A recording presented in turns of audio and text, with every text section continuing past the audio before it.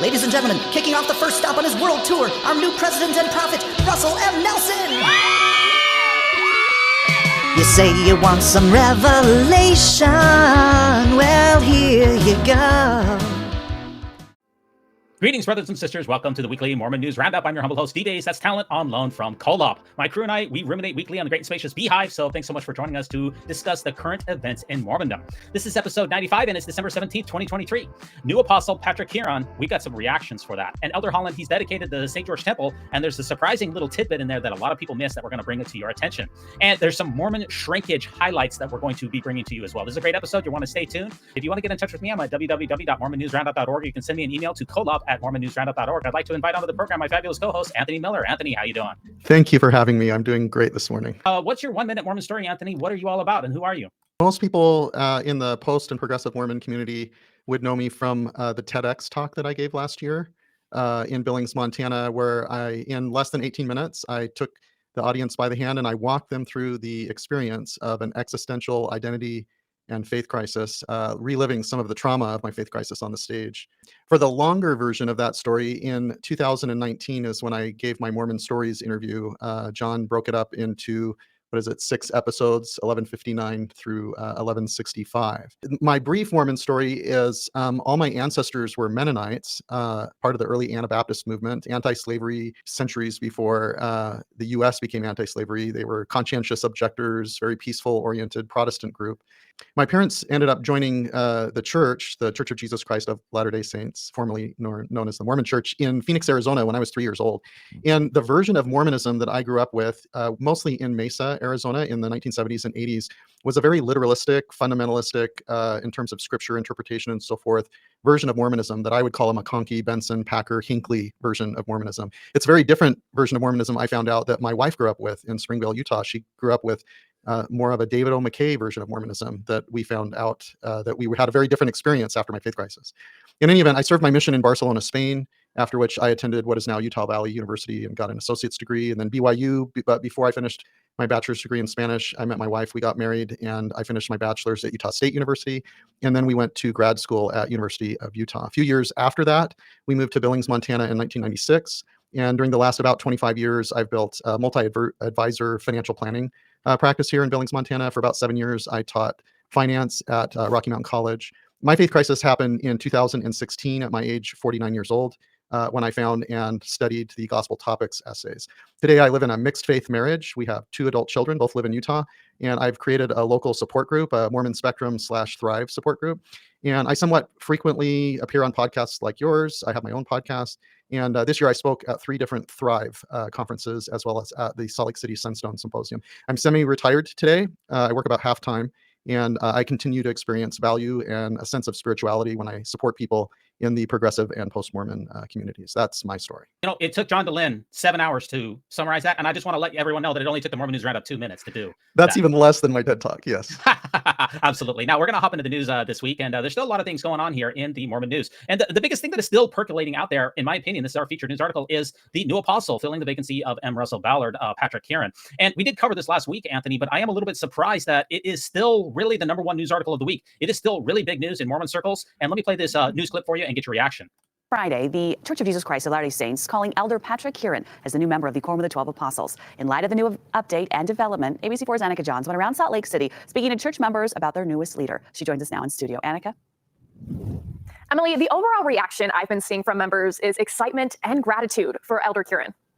I learned about the call 24 or 25 hours ago yesterday. With a single day of apostleship under his belt, Elder Patrick Kearon is sharing his thoughts about his recent calling to the 12. But of course, it's an extraordinarily weighty sense, because I have at least some good idea of what I need to become and how I need to be refined to be the kind of servant that you need to be in this kind of responsibility. The now former member of the Quorum of the 70 has been receiving warm remarks from members since his announcement. And today I met with a handful of church members and asked them their thoughts on their newest general authority. He's a great guy from what I've read and understood and read from him. And yeah, can't wait to see what he has to do and what service he has to do for the church. I think he'll be a great addition. And I heard they already got him like on assignment too. So it's like, I don't know. He's young. He'll be doing a lot of stuff. It'll be great. Elder Kearon's calling fills the vacancy created after the passing of President M. Russell Ballard in November. And for some members, this calling came as a surprise. Honestly, I was a little surprised it came this early. Usually they don't announce it till General Conference, but Elder Kearon's a cool guy. I like listening to his talks and stuff, so I'm excited. However, despite the early and unexpected announcement for some, they're excited to see what Elder Kearon brings to the table. So she can't wait to see what he does with the apostleship and what he encourages us to do. He's been a great 70 from the experience I've had with listening to some of his talks, and he'll continue to be a great member of the 12. Now, the church says before his calling as a general authority, he served as a stake and branch president. The church continues saying that Elder Kearon won't be sustained until their next general conference in April of 2024, but that he has been ordained by the prophet and the first presidency of the church. What's your first thoughts about Patrick Kearon and his new calling as an apostle? Yeah, I mean, one thing that stood out to me is back in 2016 when he gave the talk about refugees and referred to Jesus as a refugee coming out of Egypt. Even though it suggested that that wasn't a politically influenced commentary, what was happening in the world at that time is there were significant amounts of refugees coming out of Syria. And in the United States here, at least, there were a number of Republican-led or dominated states that were very anti-immigrant, very anti-refugee. And this talk seemed to be a pretty hard slam against what was happening in the US at that time. He also gave a talk more recently in General Conference that seemed like, for those of us that have been are old enough to have been around a long time, was a significant slam against Elder Scott's talk that suggested that someone who was a victim of abuse, rape, incest, something like that. Elder Scott gave a talk years ago indicating that the victim of abuse needed to look internally to determine whether they had repentance to do as well. And in this talk, he just absolutely slammed that. He was very clear that if you are a victim of abuse, it is not your fault. And those were two really strong messages. And my sense is, as long as the person that he is doesn't get negatively influenced by kind of the demigod hero worship kind of thing that happens often with apostles, that I'm very grateful as well as a non-member, as a former member of the church, to have somebody with his kind of messaging and thoughtfulness in the Quorum of the 12. Yeah, and the fact that he's from outside of the United States, that makes it so that we have three people, Elder Soros, Elder Uchtdorf, and now Elder Kearon, from outside of the United States. That's reflecting the church's more international focus, shall we say. That fact that he's British, and like he said, he didn't wait. Typically with apostle vacancies, we've seen this a number of times with President Nelson. He doesn't wait to appoint people or set them apart as far as the ordination is concerned until General Conference. He goes ahead and ordains them right away. In fact, he himself was ordained in February when President Monson passed away, I believe, in December. So again, we're not waiting for the common consent of the church. Doctrine and Covenants, section 20, verse 65. But he is going to wait, they said, until he's sustained, but he's already been set apart.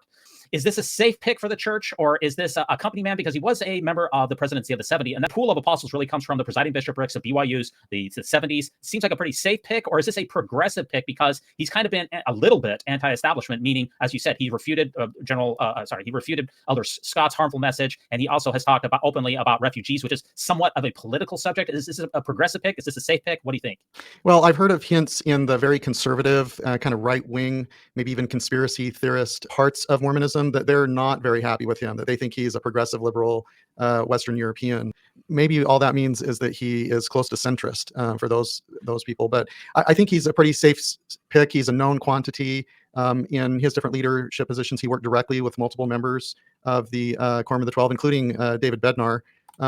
Given his age and given Elder Bednar's age, it seems like that they'll end up both working together for a very, very long time. And so it's probably helpful that they get along. I think it's a safe pick. I would like to see people in the Quorum of the 12 who are historians and theologians, and as opposed to administrators and entrepreneurs and professionals, business owner type people. But I think he's probably a pretty good pick. I would like to see some changes with future picks, but I like him. I think he's a good pick. Yeah, he does have a public relations background, and I think the church this year, I don't know, really public relations speaking, seems like the church had a tough year as far as that's concerned. So his expertise in that seems very, very timely. We'll put it that way. And you also spoke about the seniority situation that we have here broken down here. We have President Nelson is the longest serving apostle. Patrick Kearon is obviously here at the bottom, born in 1961. He's age 62, and he was just called a short period of time ago. But you also brought this up, Anthony, is the fact that when it comes to the probabilities of who's going to become church president and when, you talk about Elder Bednar, you talk about Elder Kearon, those two are certainly going to be linchpins for future church leadership. But what are we seeing in this graph here?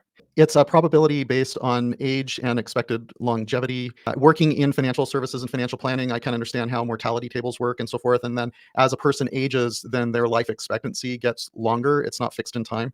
So there's a survivor bias to how long people will live given how old they are. And so what you see here in this graphic, it's pretty complicated, but it's the likelihood that President Nelson continues to be president into 2005 sometime. And then how many years Oakes might be president. And then the next most probable president is going to be Holland, as long as his health holds up. Otherwise, it would be Uchtdorf. And then there's a very long span from maybe about 8, 9, 10 years from now until about 23, 24 years from now, that Elder Bednar is most likely to be the president of the church, just for a very, very long time. And this was calculated prior to the new calling, but there's a high likelihood that he will spend some time as president of the church, given how young he is and how the blend of ages mix. It's very interesting to look at these probabilities. Of course, unless they change the policy of advancing the member with most seniority to president, that always could change in the future, but it seems to be pretty standard, this idea that this policy of advancing the one with most seniority to president is God's will. We'll see what happens. I find interesting about that particular graphic is the fact that it says that there's a high likelihood that Patrick Kearon will be the church president because of the way that the ordinations work, the fact that it's been, I believe, 6 years since the last apostle, and the fact that he's relatively young, that in 30 years time frame from now, assuming that his health holds up, that he would be a likely president of the church. So the likely presidents of the church are Elder Bednar, Elder Kearon. That's really the linchpins of the future 30, 40, 50 years of the church, if you want to put it that way. He's somebody that we can probably be keeping a careful eye out for. And I find a couple of other things remarkable. Number one, that he doesn't, I believe, does not have a college degree. And I was thinking about that. I was thinking, is that a good thing? Is that a bad thing? Because we have a lot of people with PhDs, like Elder Holland, Elder Bednar. We have people with Juris Doctorates in there, like Elder Cook, like Elder Oakes. We have a lot of people with a lot of big business acumen who run multi-million-dollar organizations, who have law degrees, who have significant business experience. He has mostly been in public relations and is not as well educated. He doesn't have the business acumen that we've seen before. So that's a bit of a departure. But do you see that as a good thing? Or is the fact that the church is a $300 billion corporation, do we need people with the kind of business acumen that is currently there and the kind of legal skills? Is it a good thing? What's your last thought on this one? So my last thought on that is I'm sure that we'll learn more about him, that there'll probably be some sort of biography or more interviews about him. But, as we've mentioned, that he's a Brit, he actually ended up joining the church in the US. I think it was in California, met his wife, I think at BYU. His father worked in international business. And so he has had experience living in the Western United States, living in the UK. His father was a very successful professional working in the Middle East. My sense is that he's had a significant amount of experience outside of the university system in a global setting in many different cultures. I think it'll be helpful. One thing that we haven't mentioned that I think is unique is look to see whether he has a middle name, but he chooses to not use a middle initial, which is kind of unusual. And so when I think of him, like you hear stories and actually see videos, if you look at Jonathan Streeter's YouTube channel, where Elder Bednar has this sense of it's really important to him that everyone waits to stand up after a meeting until he stands up, including his wife, or he feels it's really important that when he enters a room that everybody stands to honor the office of his calling. I can't see that being important for Elder Kearon. So I think he's going to bring something different. The fact that he doesn't have a master's degree or PhD or even a college degree, I don't think it's going to hurt. Actually, I think it might be helpful given his global experience and business experience. Yeah, you can find the Mormon News Roundup. We're on Instagram. We're also on TikTok. If you want to come over, leave us a comment. Let us know your thoughts on the new apostle. We'll be very grateful for that. Now, our next article here is also the big one that hit here this week. President Holland rededicates the St. George, Utah temple. I consider this one of the sweetest and most rewarding assignments that I've ever had. And there's a picture of him with his son, who I believe is in the quorum of the 70 now, I believe, and also Bishop Kaze. This was close to President Holland's boyhood home. He said he grew up just a couple hundred yards from the temple. Some people have pointed out, with the fact that President Holland's extremely poor health. I mean, if you zoom in, you can see the hands that he has here because he's been in such poor health there. And I don't know, it's just, I don't know, my heart, there's a lot of emotions there with, you're asking a man to continue to work who said he was in a coma for 3 weeks. He said he was in the hospital for 5 weeks. He seems like, I believe he's in kidney dialysis. And if you look at his hands, I'm kind of troubled by the fact that we're still having to ask these individuals to continue to work so long. I have no doubt there's a significant amount of nostalgia for him of being able to rededicate the temple that's adjacent to where he grew up. I watched what he said at Elder Ballard's. He spoke at Elder Ballard's funeral. I watched that clip. He seems to want to be engaged, to continue to do what he's doing. But you're right, it's what they do. It's tough, and you you don't get to take emeritus status. At least that's the policy now. So every time they rededicate a temple, they usually redo all of the artwork. That's what we're finding out. And they're making the artwork more appealing to, say, a typical Christian persona. And somebody pointed out this particular picture that is inside of the St. George Temple. And that's a picture that you would not have seen a few years ago. In fact, I'm not aware of any other temples that have these type of pictures where Jesus is putting his shoulder on a person who looks to be of African descent. I find that to be a little incongruous because of the church's previous policies and the fact that the church really took no responsibility for those policies. I find it to be rather ironic. Am I reading too much into that?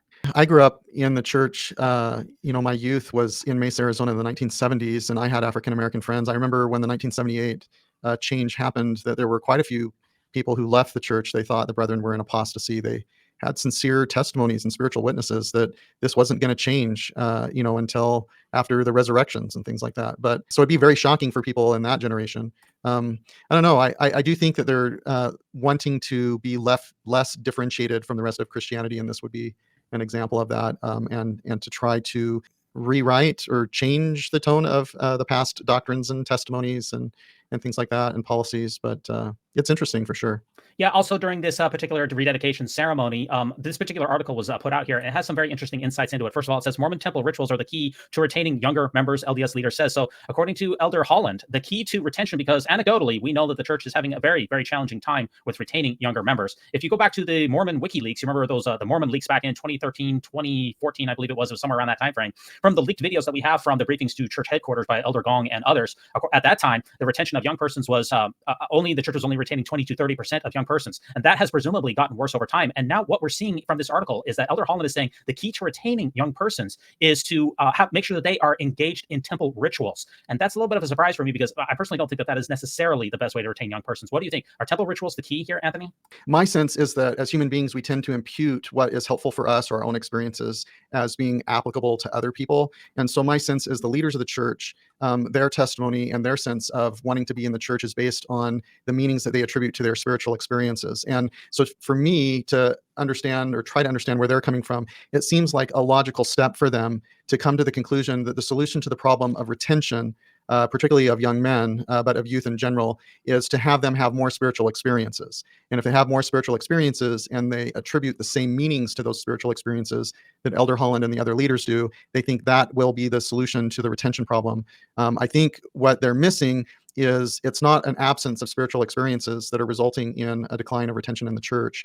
And there are a lot of youth that are, and other people like me, who as a former member of the church, that continue to have a sense of what I would call spiritual experiences or spirituality, not participating in the church. And so this idea that this is going to fix the problem, I think it will be a similar result to lowering the mission age as a method of trying to introduce spiritual experiences at an earlier age. That, my view, is that ended up being a disaster of lowering the mission age. There was a period of time where it was reported that as many as a third of full-time missionaries were coming home early due to mental health and other issues. I'm sure a lot of them were faith crisis.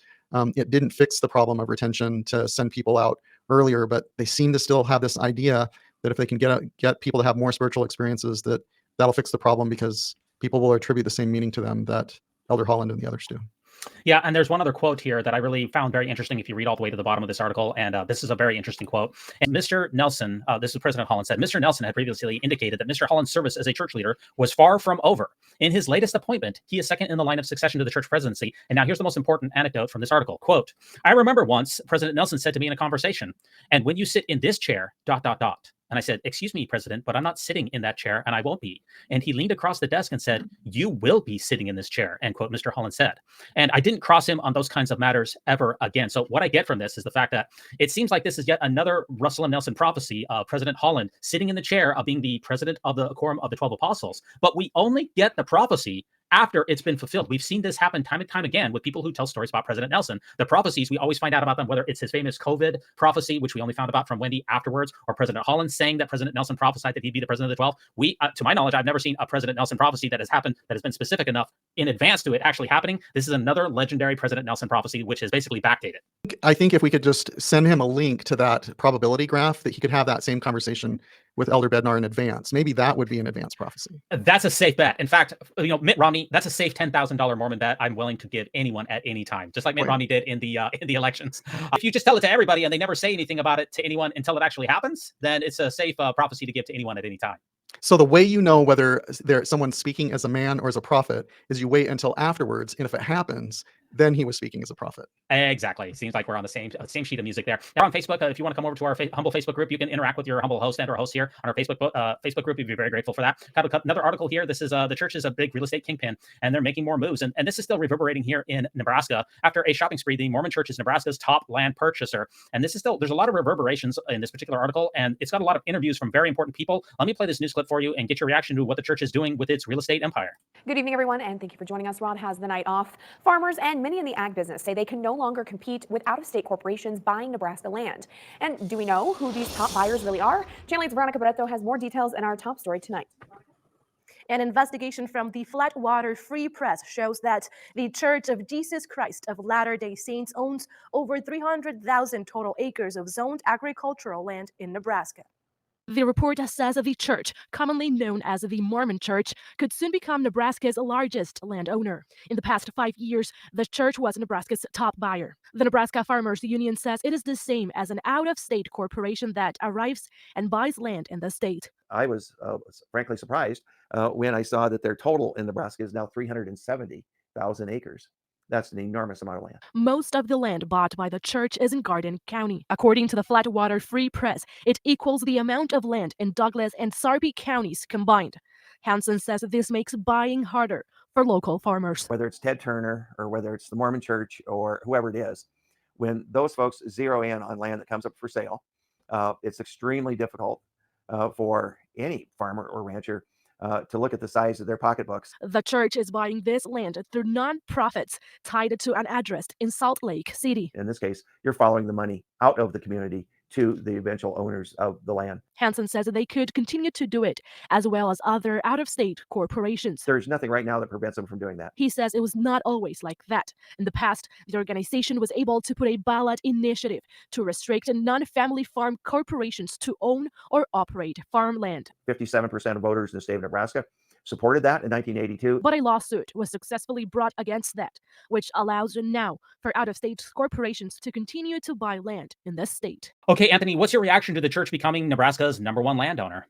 So I have a couple reactions. They're in the top 10 landowners in Montana. They own more than 151,000 acres. So as a financial advisor, it makes sense as people have more and more net worth, or as charities have more and more net worth, that they diversify some of their holdings into income producing real estate and eventually to include farmland as well. So it makes sense from creating an entity and an endowment that lives in perpetuity. It certainly makes sense for the church to own farm and agricultural land. On the other hand, the things that they mentioned in this news piece, they are concerns that are expressed here in Montana as well, of large corporate interests, billionaires and so forth, coming in and buying up land and water and mineral rights and things like that, such that they're making it harder and harder for multi-generational farming and ranching families to be able to keep and operate their land and continue on in perpetuity.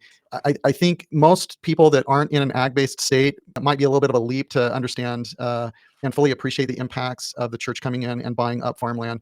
But if you live in a community like, say, Phoenix, Arizona, or other places in the country where large hedge funds and corporate interests have come in and bought up significant amounts of residential housing, and they hold them as rentals, whether it's short-term rentals or long-term rentals, what that has a propensity to do is significantly drive up the prices of housing in those communities, in those cities, making it harder and harder for first-time homebuyers to buy a house, also driving up property taxes. So for someone that wants to buy a new house as a first-time homeowner in Gilbert or Mesa or Queen Creek, Arizona, part of the reason that it costs a lot more is because large investors, hedge funds and so forth, have come in and bought residential rentals. And the same kind of thing is happening in the farming communities and ranching communities in Montana and Nebraska and other places. One other apologetic that I've heard of this, Anthony, is the fact that they say, well, the church is buying up these ranches and these farms so that it can raise cattle, so that it can raise food. And then they give that food to the bishop's storehouse or to the poor, and that it's doing a lot of good for people. The pushback that I have on that is that the vast majority of what is happening in these situations is for commercial purposes and not for bishop storehouses. There is a minimal amount of bishop storehouses in Nebraska and in Wyoming. Most of this land buying and ranching and farming is for the bottom line. It's basically like a big corporation trying to make money.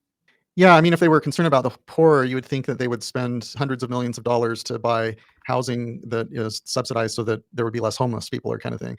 I think in the end that they need to have an appearance or at least a sliver of some sort of charitable intent, because some of these purchases, they're running not as for profit, but as nonprofit, so that saves them income and property taxes, being a nonprofit, having some element of what they're doing. Yeah, and that's what the article says. It says, well, is the church paying taxes on all of these 400,000 acres? And the conclusion of the article is that the answer is extremely complicated, because the church is buying it using the Farm Ag Inc., which is its for-profit, but then it's also using Farmland Reserves, which is its non-for-profit. It's very murky as to how much taxes the church is paying. It's definitely paying some taxes. And is it paying full taxes on the commercial? See, it's making a lot of money by raising cattle, by farming, and then making a profit off of that. But not all of that money is taxable either, because some of it is for the nonprofit entities, and they're sending some of that money back to Salt Lake, and so it's shielded.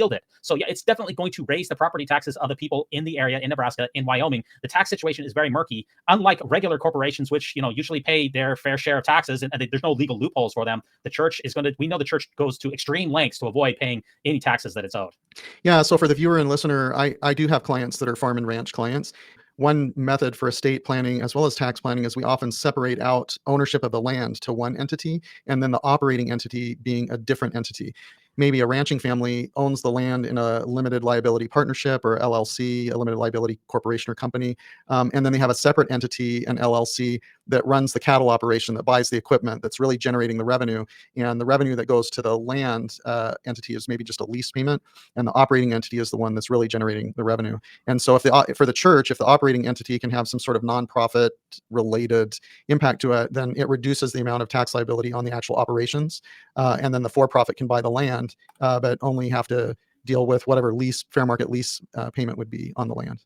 Yeah, and the article also brings up that Ryan McKnight, Ethan Dodge, who were the ones who really brought us this information to begin with from the Truth and Transparency Foundation, showing that the church is the largest holder of real estate, probably somewhere in the neighborhood of 100 billion to 125 billion in total real estate. It's just absolutely massive, and there's no comprehensive way to look up how much the church has and where, because it's using different LLCs, it's using different nonprofits, and some of the local chapels. Again, we got this from Ryan McKnight. Some of the local chapels are incorporated just for that chapel only, so it'll be purchased under the 4th Springfield. We'll have.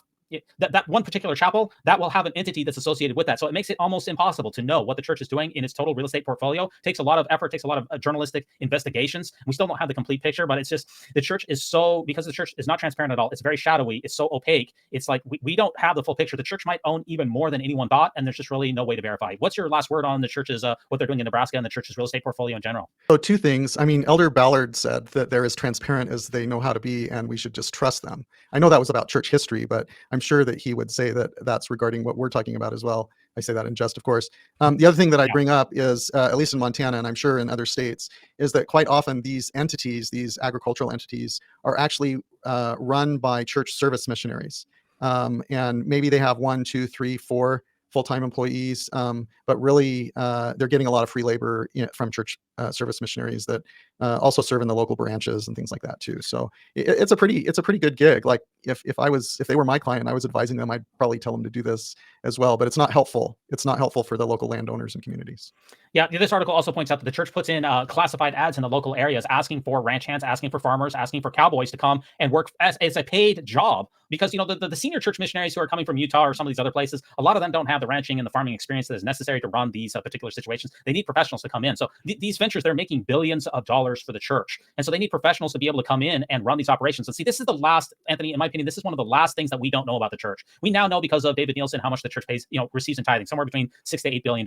We know how much is in Ensign Peak now as well, and it doesn't take a genius to figure out 7 to 10% return. We can figure out that. That's the second leg of the stool. It's the commercial ventures. How much is the church making in the hospitality, in the real estate, in the hotels, in the farms, in the ranches? This is the area that we really have absolutely no idea. Not even the Widow's Mite report postulates how much the church is making in this, but it's certainly not stretching the imagination that it would be revenue maybe in the tens of billions of dollars per year. My view is that it's going to take a congressional investigation that compels that information to come forth for that to ever be transparent. Or another whistleblower. That's what we need from Deseret Management Corporation. Very high level whistleblower. That exactly. And the church no doubt has learned its lesson from having mid-level managers like David Nielsen have access to complete reports, and they're probably going to make it even harder for those whistleblowers. The church is famous for siloing its information. They're going to make it even harder for a whistleblower, but there's going to be somebody sometime. It's only a matter of time. I think it's going to happen. And I think Congress is loath to get involved with these situations, especially considering, think back to Scientology, when Congress and Scientology went to war over its tax exempt status, and Scientology ended up winning. And Scientology is a heck of a lot worse and more harmful than the Church of Jesus Christ of Latter-day Saints. And they gave that one blowing up, and I just don't see that Congress is probably really going to get involved. Because remember,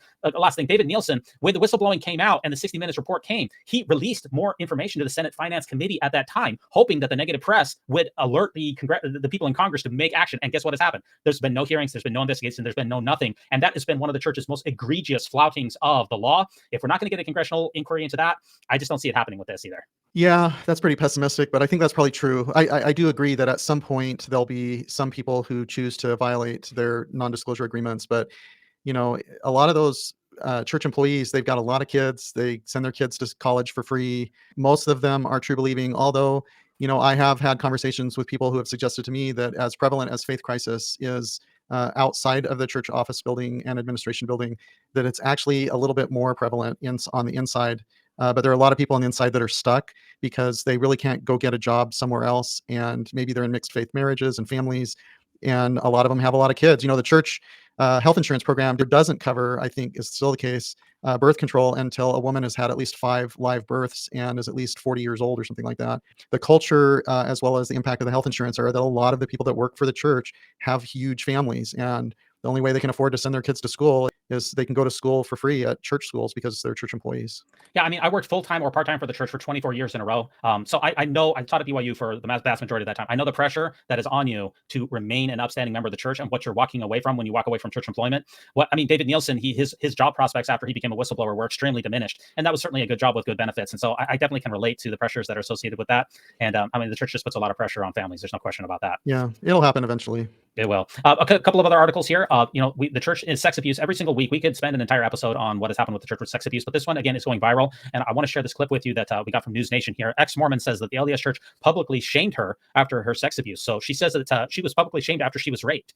And Christina said that the assault was perceived as, quote, breaking the law of chastity. And the church has faced a number of these abuse allegations in recent years. And we see something almost every single week. Let me play this clip for you where we get the interview with her, with the survivor, and get your reaction. Stories about sex abuse are hard to hear. Yeah, imagine living it. All right. That's why we started a few weeks ago with these allegations within the Mormon church. More and more victims keep coming forward to share their stories. Why? Safety in numbers. Tonight, we have an ex-Mormon who says she was raped when she was 18 and away at college. But what happened to her when she told her family is really what starts what this story is about. Okay. Christiana Hilberg joins us now. Chris, thank you very much. Yeah, thanks for having me, Chris. I'm happy to be here. So let's get to the part that really kind of inculcates a sense of how the church and the family go together and how that worked in this dynamic. You admitted what had happened to you, a booze-filled assault when you were at school. You come home, you decide to confide in the people who matter most to you. What happened? Yeah, so if you're not really familiar with the Mormon church, it's not just you following a set of rules. It is a lifestyle. There are multiple commandments. And so breaking the word of wisdom is a massive deal. So yeah, when I came home, I told my mother what had happened, that I had broken the word of wisdom and that this sexual assault had happened. She did not embrace me, like a mother might. I'm now a mother of 3. So I just think about what I might do if my kids came to me like this. It made her sick. And I think for a lot of reasons, probably there's so many things tied to the family and the religion inside of the church. And one of them is being, worthy to make it to the celestial kingdom, which is the 3rd degree of heaven. That's the very, very tippy top. So when you're breaking the law of chastity or the word of wisdom, you could potentially not make it to that top kingdom. And so just thinking back to what my mom was probably experiencing at the time was, oh my gosh, these are pretty major sins. We need to start the repentance process, because if you broke the word of wisdom, even though the sexual assault wasn't my fault, it was still breaking the law of chastity, especially in her eyes. So it was time to repent. Well, here's what I thought is interesting about your story, is that this isn't about all these different people abusing you within the church sexually, but it is about the dynamic of how the allegation of abuse is received. So your mother says, you got to go tell the bishop, and you go. And you get into this process called like disfellowshipping, which is different than like excommunicating, but it's not a good thing because it means that you're not really eligible for being married in the church, and you're like unclean, basically, is what's going on. And that the bishop reinforced this stigma, which you believe is a window into how they receive allegations of abuse in general. Yeah, absolutely. I think that a big part of the Mormon church is this public shaming, and not in a way that they make it very, you wouldn't be able to just look at it and say, oh, that's public shaming. But when you go to the bishop and you confess your sins, you're now no longer to participate in certain activities like take the sacrament, which is essentially communion. So the entire ward sees you. Or yes, having a disciplinary council and getting disfellowshipped, you now can no longer say a prayer. You can't hold a calling. You can't, there's multiple things that it now affects, and everyone around you can see that. And it's a big deal. I mean, you don't just get in trouble for, skipping seminary class.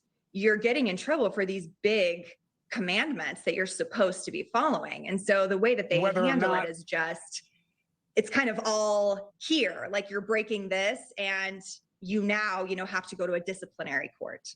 I mentioned earlier that my wife grew up with a kind of a David O. McKay version of Mormonism, and I had never heard of that before. And in our local support group, we have a couple members in their mid to late 60s. And in one of our group meetups, they told us that they grew up as David O. McKay Mormons, and they explained that during that period of time, there wasn't this like intense hyper focus on worthiness interviews and things like that. And the husband of the couple explained that he remembers telling Catholics, like in the Mormon church, I repent to God. I get to go straight to God. You have to go through your Catholic priest and confess. We don't have to do that. Well, what happened with Joseph Fielding Smith Jr. and Spencer W. Kimball, and since then, is this hyper focus on this idea that the bishops have like this special mantle of discernment, that that they can feel something and then believe that that's what God wants them to do.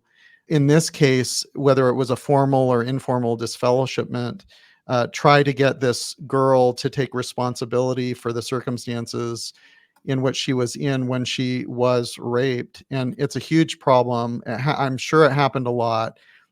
Leadership roulette happened. No doubt that if we heard the story of what happened to the boy who violated her, he may have had a totally different experience with his bishop. And more of these things are going to come out because it's a problem, and we're going to see more stories like this. Fortunately, we see multiple stories like this every week. We had last week Ms. Goodrich, whose story went viral about her father who abused her for a number of years, who was a Mormon bishop. We saw the AP sex abuse scandal, which took place in Arizona. We saw the West Virginia cases. We saw the case of the doctor who raped 200 Mormon women, and 3 of whom are suing him in Oregon. We're seeing these stories that are happening every single week. And thanks to the reporting of people like Michael Resendez, we are learning more and more about what is happening behind the scenes. And the shaming that she's talking about, what Mr. Cuomo was saying is that, the sexual abuse is bad enough on its own, but it's the shaming that happens afterwards. It's the silencing of the victims. It's the paying of the hush money, which we saw 2 weeks ago, of paying off sexual assault survivors and abuse victims of up to $300,000 or perhaps even more, of trying to force them to, or not necessarily force them, but have them sign NDAs so that we don't get to learn the details about their particular situations. It's a confluence of incredibly harmful teachings and advice and a mindset, and it's pervasive, and it's just, what can the church do to get ahead of this? How can we stop these abuse cases, or at least reduce them from happening? Number one, the way, I'm not a lawyer, but I understand the way a relationship with a lawyer works, is the lawyer's responsibility is to protect the interests, the reputation, and the resources of their client. And in the church's case, Curtin McConkie, the church is the client for Curtin McConkie. So their when Curtin McConkie deals with these kinds of issues, their number one duty and priority is to protect the reputation and the resources and the interests of the church. It would be a violation of my understanding, a violation of the attorney's duty to focus on the interests and protection and resources and situations of the victims of abuse, right? So it creates this significant conflict of interest when the majority of the policies and what happens on the helpline and things like that is that it's attorneys doing this, because we're going to continue to have this. The reason that there was a $300,000 payoff with the understanding that she would not talk about this publicly was the risk management group and the church's lawyers were trying to act what they believed or understood to be in the best interest of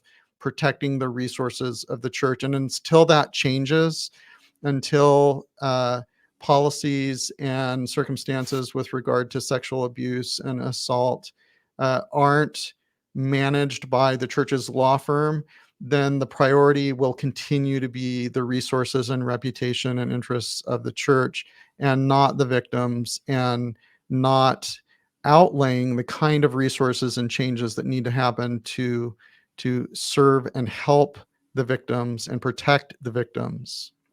And it's also the fact that the church doesn't generally engage in background checks for persons who are going to be working with children, except for in locations in which they are required to, with the possible exception of the United Kingdom.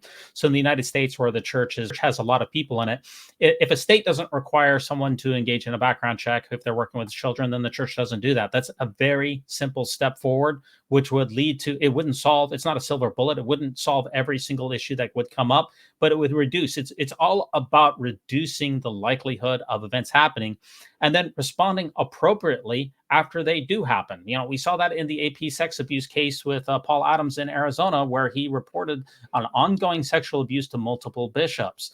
And I know that there's some controversy when it comes to the clergy penitent privilege of the effectiveness of that. But when it comes to ongoing abuse that is still ongoing for years through multiple victims, you know, the reporting of the abuse to law enforcement could have saved additional victims from happening. We saw that in the abuse case where the doctor sexually abused between 130 and 200 Mormon women, Dr. Farley. If it had been reported, lives could have been saved. You know, the church can do a lot more. And until it does, we're probably going to see a lot more stories like this.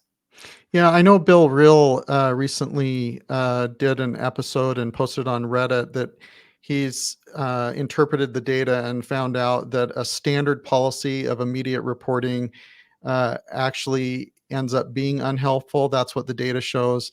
But regardless of that, when a leader and a ward council and a stake council and multiple bishops know that there's an ongoing risk of abuse, they need to do what's necessary to stop that. And if that involves reporting, it wasn't illegal to report in Arizona. Child Protective Services, law enforcement, there are people trained to do what needs to be done to stop the abuse. But an attorney for the church, it would be a conflict of interest for the church's law firm to tell that local leader to get law enforcement involved, because that risks the reputation and the resources and the interests of the church. So there's this inherent conflict of interest. I'm sure that at some point, Curtin McConkie, through that helpline, has told a local leader to make sure that what happens is that child or youth gets extracted from the situation to protect them. I'm sure that it has happened, but we're seeing all these circumstances where it has not happened.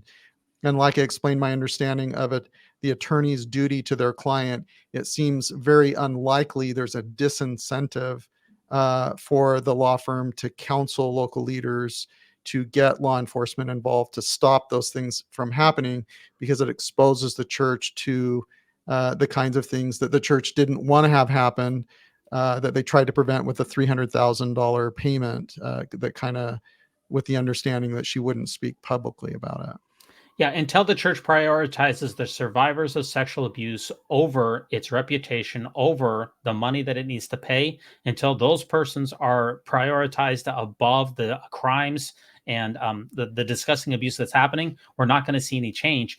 And that's really something that needs to come from the very top. If your risk management department is not being run by real social workers who have the abuse victims in mind as a priority, then we're going to continue to see hush money payouts, and we're going to continue to see abuse. And as long as the church does not engage in background checks or do the best practices for training for individuals who are working with youth, requiring credentials in some situations, or requiring more than, I believe it's a 40-minute online module that bishops have to do. I think it's every couple of years, until we see the church return or at least engage in best practices across the entire world, not just in the United Kingdom, because we saw, I believe it was about 6 months ago, that the church in the United Kingdom started requiring background checks for persons who are working with children.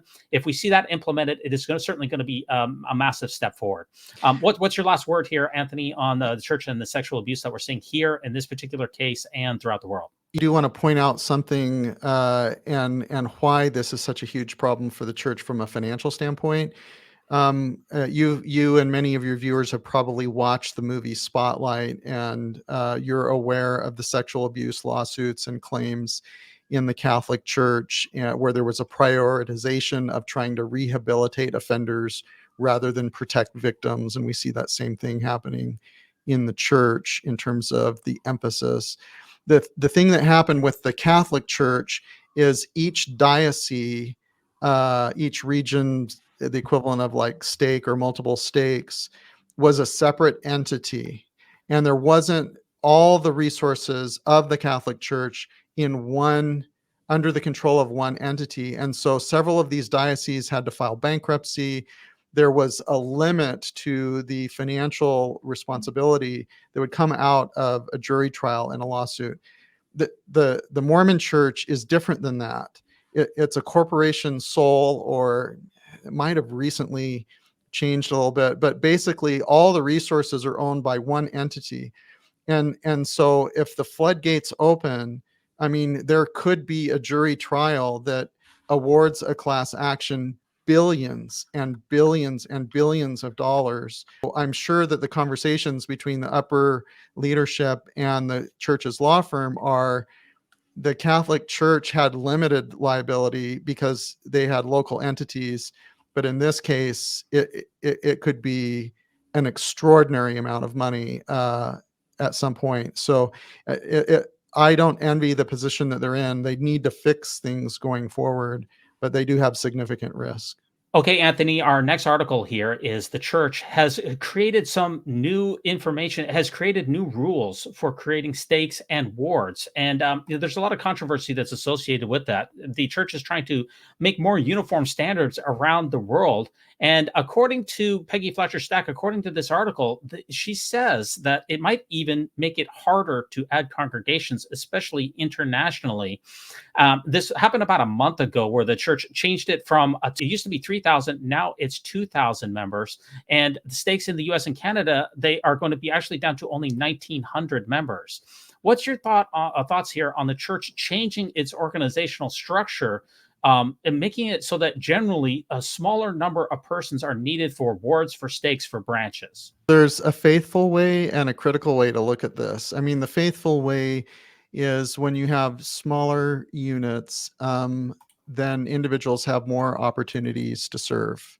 But then that's a challenge. Like when our local stakes were reorganized several years ago, there were wards that had like 85 active members, and more than half of the sacrament meeting attendants were youth. So they were trying to staff a ward with like 35 to 40 active adults. That was very difficult. In any other time, that would have never been made a ward. It would have been a branch, right? But we're seeing this combination of 2-hour church that allows you to put more units per building with smaller units. It provides, the critical view is this provides an appearance of growth in units in the church when there actually isn't growth in active, endowed with a temple recommend members of the church. I've seen it happen in my local area where they split 2 stakes into 3, and then where they added wards where sacrament meeting attendance was 100 or less than 100. as low as, like I said, 80, 85, which is a big challenge. But, there's a faithful reconciliation for what's happening too. Yeah, the church article that I saw this week said that, they usually release these around this time of the year. The leaders were called for one new stake and 19 reorganized stakes from England to Australia. And what you see, there's only one new stake, but there's 19 reorganized stake. Whenever we are seeing reorganized stakes, what they're typically doing with reorganized stakes is that they're taking maybe 2 or 3 stakes and then merging them into 2 stakes, where they're reducing the total number of congregations. That's showing what has been nicknamed the Mormon shrivel. We're not seeing 19 new stakes and 1 reorganization. We're seeing 1 new stake with 19 reorganizations. And those reorganizations are almost always, they are shrinking the total number of congregations, shrinking the total number of stakes. And that's even though the church has recently changed its criteria for what needs to be in a stake. So even with this new criteria, we're still seeing a definite shrinkage, which is why I take issue with the conclusion of that Salt Lake Tribune article, where it said it didn't necessarily mean that the church is not growing. I would disagree. The easy thing would be if the church, instead of reporting 17 million members, they just reported in general conference the number of members who are endowed with a current temple recommend. That would be where the rubber would hit the ground.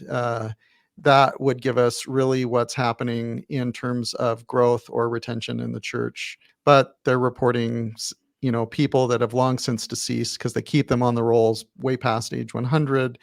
And they report the number of units. So with this shrinking of the size of units, it gives the appearance of growth because there are more units. Absolutely, Anthony. And that does bring us to our Mormon News Roundup poll of the week. And we release live episodes of the Mormon News Roundup, Anthony, every Sunday night at 9:30 p.m. Eastern Standard Time. And we also release new episodes of the Mormon movie reviews on the same channel on Monday nights at 9:30 p.m. Eastern Standard Time.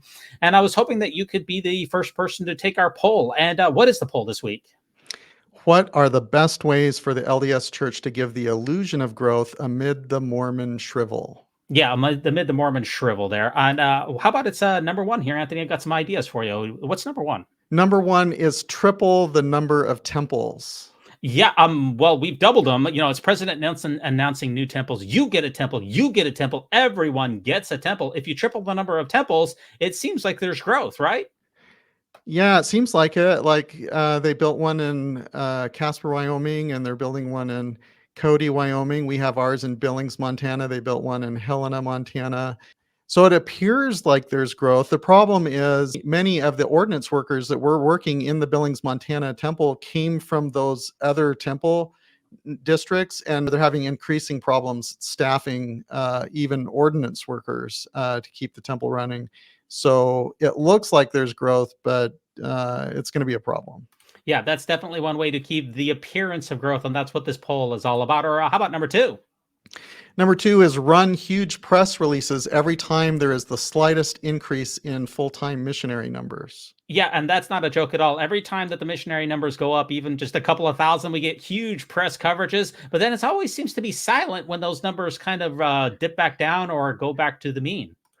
People remember what gets printed. So if you just print the good stuff and not the bad stuff, maybe that sticks and it appears like the church is growing then. Well, not all truths are useful. I heard that somewhere, not sure quite where. Or how about number 3, Anthony? Number 3 is make another Meet the Mormons movie, or Meet the Latter-day Saints movie, maybe. Wait a minute. Yeah, actually, that's a good point, Anthony. We can't have another Meet the Mormons. There may never be another Meet the Mormons movie, now that you mention it. I understand this is a poll option, and certainly it gives the appearance of growth, but the problem is that in the years that follow the movie, when you find out that several of the featured people actually left the church, that can be tricky. I didn't know that. Is that facts? I didn't know that. Well, I mean, certainly there was the I Am a Mormon campaign, right? Yeah. And several people who were part of the I Am a Mormon campaign have left the church. A lot of us probably know Chelsea Homer, who runs a group in Utah for post-Mormon and progressive Mormon meetups. She was involved in an Ensign article about living in a mixed faith marriage, and then eventually ended up losing her faith and leaving the church. And so the church deleted her and the articles that referenced her. So it happens there, and it can be a problem if you do a movie about people too. Yeah, that is true. And people also leave the church after they are starring in the temple endowment films. And that's also a bit of a problem. That's why I recommended that, the church should just go to all CGI, because the great thing about CGI characters is they never can leave the church. I'm just going to reference the name David Archuleta, and we can just sit on that one for a little bit. Okay. How about number 4? Number 4 is assigned Elder Holland to give another talk like he did in 2016, claiming double-digit growth nearly every week of their life. Yeah, every week of our lives, staggering growth. We created 15 stakes. We're doing that más o menos every week, more or less. It might not be 15, but the week before it was 12, sometimes 8 or whatever. We're talking about double-digit stakes every single week. But then when that's fact-checked, Anthony, the problem is that, whoops, that wasn't accurate. The problem is the internet happened, and you would think that they could foresee and prophesy about something like that. But yeah, you can fact check these things. With the Elder Holland's state of health, I suggest that we actually don't have him come out and do another talk. Maybe we can have somebody else do that talk. But yeah, you can make claims, but the problem is that the reality doesn't really work out. Or how about number 5, Anthony? Number 5, suppress the actual numbers of endowed with a current temple recommend in the church. Yeah, as you mentioned, Anthony, that is the most critical statistic that we really need, because that's the most important metric in the church. And according to Randy Bell and some other analysis, that number is probably in the neighborhood of 800,000 to 1 million members. I've heard secondhand that that probably hit a peak in 2019, and the trajectory continues to decline. So maybe that's why they're building new temples to get excitement, so that that number can increase. But to me, that's the most important number in the church. Yeah, without question. And if they pay even a little bit of tithing as well, if they're active, endowed, and preferably with a temple recommend, that's really the most important metric. Or how about number 6? Number 6 is start reporting convert baptisms in the spirit world. Yeah, I mean, if we count the members in the spirit world, we're going to be talking about billions of members of the church, Anthony. Absolutely. I think there's been more than 109 billion people ever born on the earth. So there's a lot of work to do there. There certainly is. And the church used to release every single year the number of endowments, the number of ordinations, the number of proxy. It used to release all of those up until approximately the 1970s. And so we could keep an eye on it. The church doesn't release those numbers anymore. But if they go back to it, hey, maybe the church can claim a lot more growth. Or as you brought this one up, maybe another way for the church to maintain growth is to... Number 7, bring back baseball baptisms. Yeah, you can get a lot of people to join the church really fast if you do it that way. The only problem is retention, right? Yeah, maybe what they could do is if you get baptized, you can go to BYU for free. It comes to retention in the church and actually holding on to the young persons, making the BYUs, the pathway programs, the Ensign College, all the BYUs, making those essentially free for those young adults. Going to BYU has got to probably triple the retention rate of someone going to BYU versus not. And that's the one thing that I really cannot figure out with the church is why in the world are, with the amount of resources that the church has, the BYUs, all the BYUs together cost the church about $1 billion, but the members are kicking in, I think it's around 300 to 400 million of that. And the church is subsidizing the last 600 million. But the church, that's a rounding error for the church's resources. Why not just make all of the BYUs free? You would see the retention of the young persons that Elder Holland was talking about. He thought that the retention was having more spiritual experiences going to the temple. I disagree. Going to BYU, I promise you, is going to increase your retention rate. Well, rich people are more likely to use the buy one, get one free coupon. And the thing that I'd point out about the BYUs is the majority of the students there are married. And as a result, when they apply for financial aid and Pell Grants and subsidized student loans, they're doing it on not their parents' financial resources. The hundreds of millions of dollars of Pell Grants that are paying for BYU because the students get married early, that's as good or better as a buy one, get one free coupon at the Denny's. Yeah, so it seems like you're saying that the church wouldn't reduce the BYU tuition rate because it would stop the federal Pell Grants and the other gravy train that the church gets for the hundreds of millions of dollars that it gets from the federal government. Ezra Taft Benson is probably rolling in his grave over the amount of educational, what he would call welfare, that the church is getting at the BYUs. Yeah, I did a movie review called Where No Flag Burns, which is an old BYU propaganda movie. And it brags in the movie, it was shot in, I believe, 1969, or maybe it was 72. And it brags in the movie about how BYU doesn't take handouts from the federal government. Well, that has changed significantly in the last few years. They're definitely willing to take those handouts. Or how about another way for the church to have the appearance of growth, Anthony, would be number 8. Well, it would be reduce church to 2 hours so you can fit more units in each building. And then number 8 is lower the size requirements for wards and stakes. And reduce the number of Melchizedek priesthood holding men that are required for each of those units. That way you can maintain the illusion of having lots of units, even though they're incredibly tiny and can barely function. That is a brilliant poll option. I think that's a good one. That is a good one. Or how about number 9? Number 9 is more expensive Times Square marketing campaigns. Light the world. Yeah, the church spent presumably tens of thousands of dollars on that Light the World campaign, which received international acclaim. And it seems like the church is doing really well. The only problem is there's hardly any members that are going to be watching those billboards, Anthony. Downtown Manhattan really isn't a high percentage active LDS.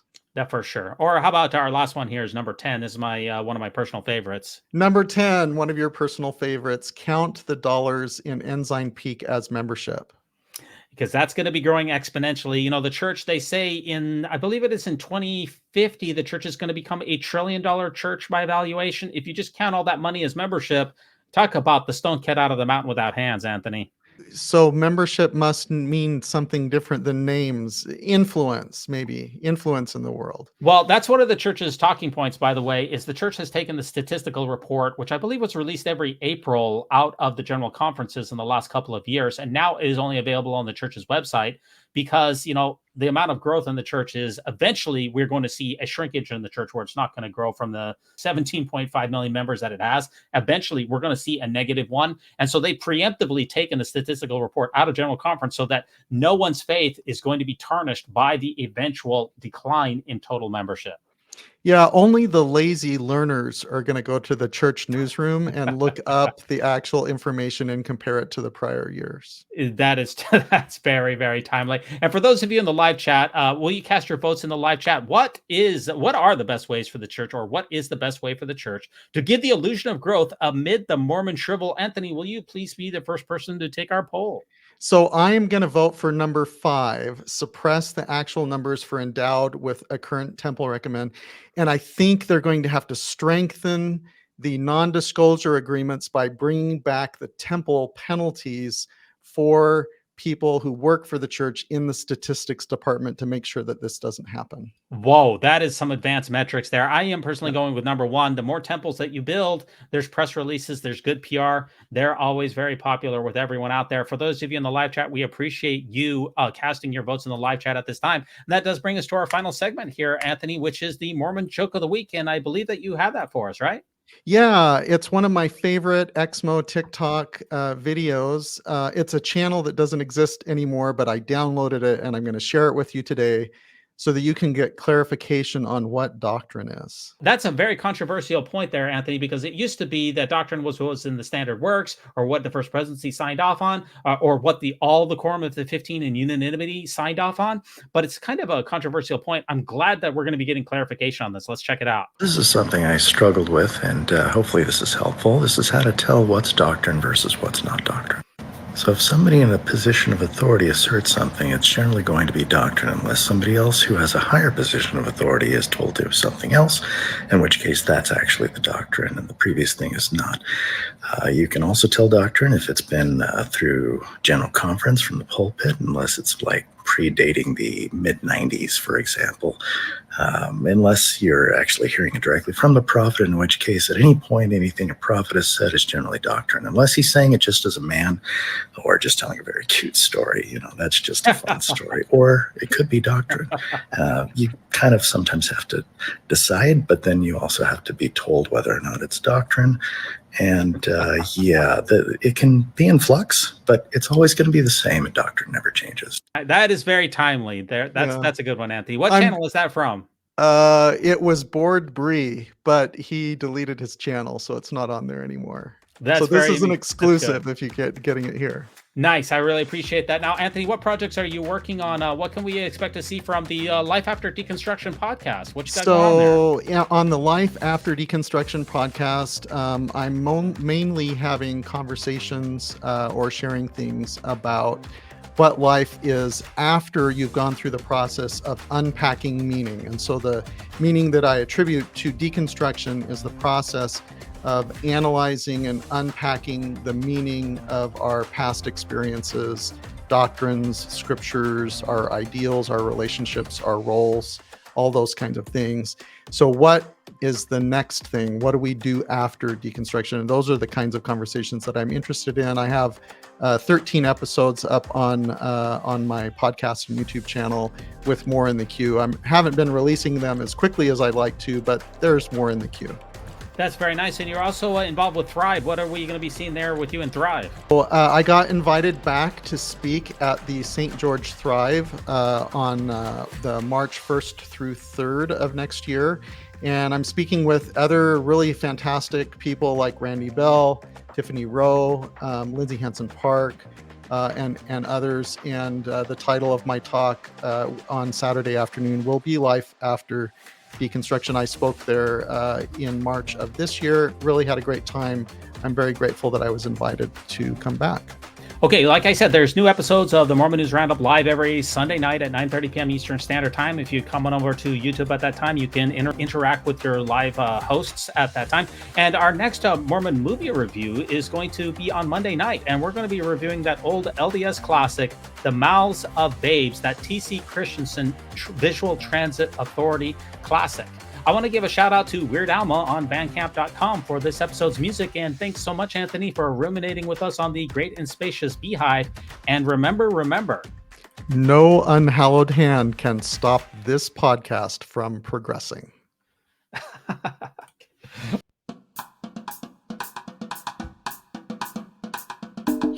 When it comes to nicknames of the church, such as LDS Church, the Mormon Church, to remove the Lord's name from the Lord's church is a major victory for Satan. Satan.